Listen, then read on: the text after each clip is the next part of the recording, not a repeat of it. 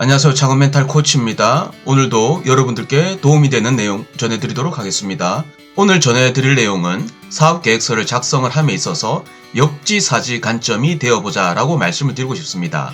즉, 사업계획서를 작성하는 전략은 여러분들이 심사위원이 되어서 그 심사위원의 환경과 그 상황을 이해하신다라고 하면 내가 어떻게 사업계획서를 작성을 해야 될지 그 방법과 전략에 대해서 알 수 있다는 것입니다. 자, 먼저 심사평가 환경에 대해서 우리가 이해를 할 필요가 있습니다.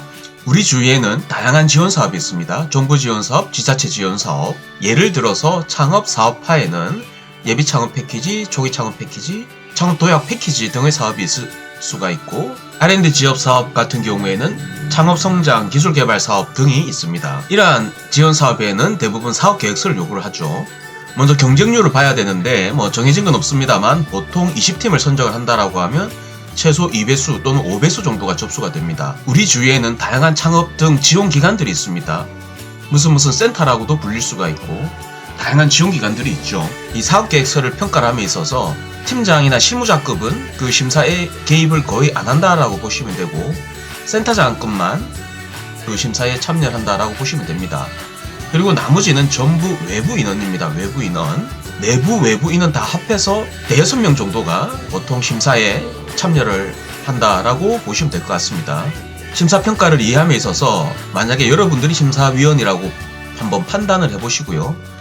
만약에 10분에 한 팀을 평가한다라고 했을 때 1시간에 우리는 6팀을 평가할 수가 있습니다. 그러면 심사위원이 하루 종일 심사평가를 한다라고 했을 때 식사시간 그리고 종합평가 1시간 등을 제외했을 때 5시간에서 6시간 정도가 사용이 가능합니다. 즉 이 말은 하루에 40개 정도의 사업계획서가 평가 가능하다는 계산이 나오는 것이고요. 그런데 현실은 심사위원으로 투입이 되면 40개가 끝이 아니라 50개 또는 60개 정도 또는 그 이상의 사업계획서를 평가할 수도 있습니다. 외부 위촉 인원을 부를 때마다 비용이 발생되기 때문에 가급적 하루에 심사를 끝내려 합니다. 이틀 부르면 비용이 2배로 소요된다라는 것이죠. 그리고 일반적으로 심사 비용이 그렇게 많지는 않습니다. 저 같은 경우에는 봉사한다라는 마음으로 즐거운 마음으로 심사에 참여를 하고 있습니다. 그래서 하루에 50에서 60 또는 60에서 70개 팀 정도도 평가가 가능하다라는 것이죠.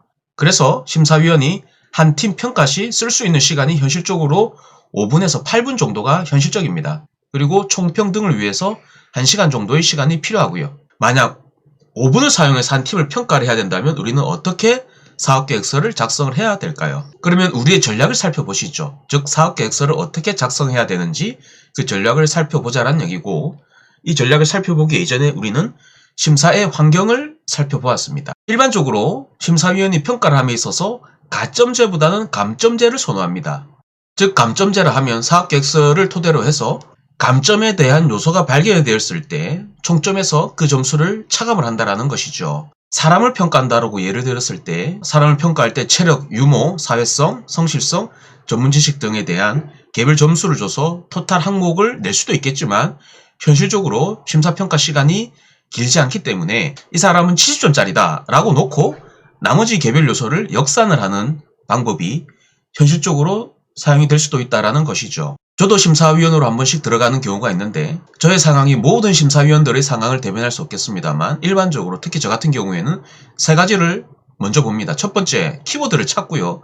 두 번째 틀린 숫자가 있는지를 찾습니다. 그리고 세 번째 요약 페이지를 봅니다. 자, 그러한 관점에서 틀린 숫자가 나오면 심사위원 입장에서는 굉장히 고맙습니다. 왜? 감점을 해야 되는 굉장히 구체적인 명분을 주는 것이라는 것이죠. 자, 그래서 제가 주로 봤을 때 주로 발견되는 틀린 숫자는 단위가 1000원인데 보시는 바와 같이 표기한다는 것이죠. 사업계획서상의 단위는 1000원인데 작성자는 이것을 원으로 인지를 하고 작성을 했다라는 것이죠. 잘못된 것이죠. 두 번째, 이런 숫자도 오류죠. 왜 오르냐면 여기는 콤마를 찍고 여기는 점을 찍었지 않습니까? 작성자가 잘못 적었다라는 것이죠. 그리고 요약. 제가 얘기했죠.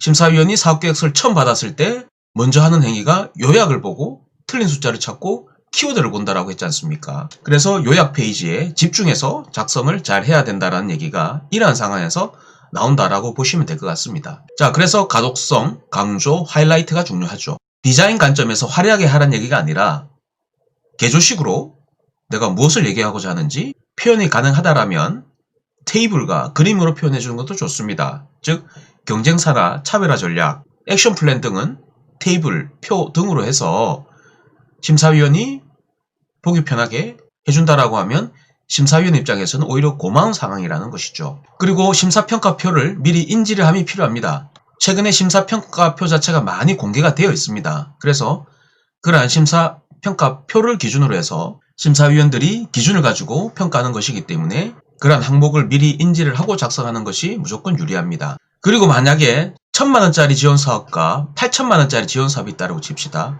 그러면 1000만원짜리 지원사업과 8천만원짜리 지원사업은 표현한 내용이 달라야 된다는 것이죠. 자, 그래서 지원자금 수준과 그 약정 기간이 있습니다.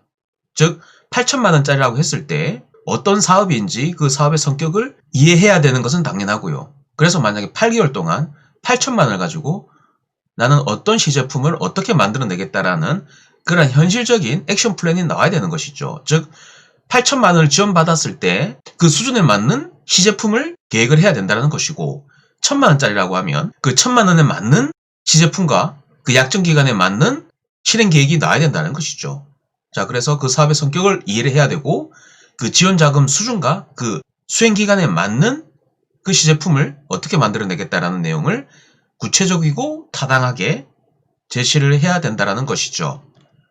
자, 그리고 키워드를 집어넣어야 됩니다. 키워드, 사업계획서 제목과 그리고 본문 중간중간에 어떤 개발 요소를 접목할지에 대한 부분을 그 개발 기술의 키워드가 있을 거지 않습니까? 잘 반영을 함이 필요하다라고 말씀을 드리고 싶습니다. 그로 인해서 감점당할 요소를 방지하는 것은 무조건 필요하고요. 사업계획서를 고루고루 잘 작성할 필요가 있습니다. 이것을 저는 제너럴리스트라고 표현을 했습니다.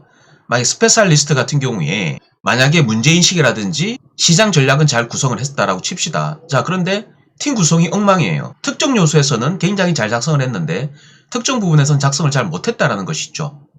특정 부분의 스페셜함을 저는 스페셜리스트라고 했는데 저는 사업계획서를 스페셜리스트보다는 제너럴리스트, 즉 적당한 수준에서 골고루 잘 작성하는 게 더욱 좋은 전략이다라고 말씀을 드리고 싶습니다. 그리고 기본적으로 평가자는 대표자의 약점을 찾습니다. 즉 여러분들이 기술 기반의 공대생 출신이라고 하면 마케팅 시장조사 아니면 경영 전략 관점에서의 부분을 조금 더 관심을 가지고 볼 수가 있고요. 그래서 이 부분을 팀 구성으로 보완을 해주는 게 좋겠죠. 만약에 대표자가 경영 기반의 기획자 출신이라고 하면 엔지니어링, 이 공대 기반의 내용을 어필함이 필요합니다. 다만 이 부분은 사업계획서보다는 2차 대면평가에서 이러한 사항이 두드러지게 발생이 됩니다. 자, 그래서 여러분들의 약점은 무엇이고 그것을 어떻게 보완할지에 대한 부분은 사업계획서보다는 실제적으로 이 대면평가, 2차 평가 시에 심사위원들이 주로 체크하는 부분이기 때문에 이 부분도 미리 인지를 하시는 게 좋을 것 같아서 제가 표현을 했습니다. 자, 그리고 사업계획서는 기본적으로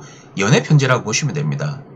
이것을 내가 왜 하는지, 그러한 명분은 무엇인지, 그러한 목적과 이유를 사회적인 이슈라든지 아니면 내가 이 사업을 하고자 하는 명분, 그 이유, 왜 하고자 하는지 등을 연애편지다라고 생각을 하시고 접근을 하시는 게 좋을 것 같습니다. 즉 내가 무엇을 하겠다, 무엇, 이 what에서 탈피를 해서 명분, 왜, why를 생각해 보시는 것이 중요하다고 말씀드리고 싶고 그러한 부분이 문제인식이라는 부분에 작성을 하게 되어 있습니다. 그리고 모든 숫자와 데이터는 근거와 출처가 필요하고요. 그래서 오늘 제가 말씀드린 내용을 요약을 하면 심사위원 관점에서 한 번이라도 판단을 해보시라고 말씀을 드리고 싶고 역지사지 관점에서 우리가 판단을 하자라고 말씀을 드리고 있습니다.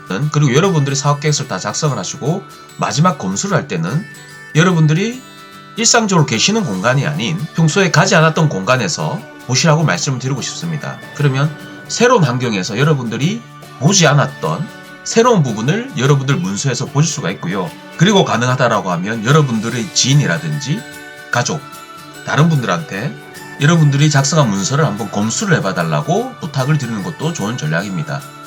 왜냐하면 여러분들은 계속 그 문서를 보고 있어서 그 문서에 대한 피로도가 상당히 누적이 되어 있는 상황이기 때문에 여러분들의 문서를 처음 보는 사람에게 한번 봐달라고 하면 틀린 표현을 찾을 수도 있다는 것이죠.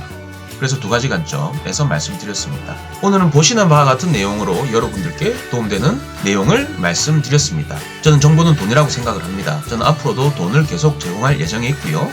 구독과 알람 설정을 눌러주시면 앞으로 업데이트되는 내용을 편하게 즐기실 수가 있기 때문에 구독과 알람 설정도 부탁을 드리고요. 저는 더욱 좋은 내용으로 다시 여러분들을 찾아뵙도록 하겠습니다. 오늘의 영상은 여기까지입니다. 지금까지 제 영상을 시청해 주셔서 감사합니다.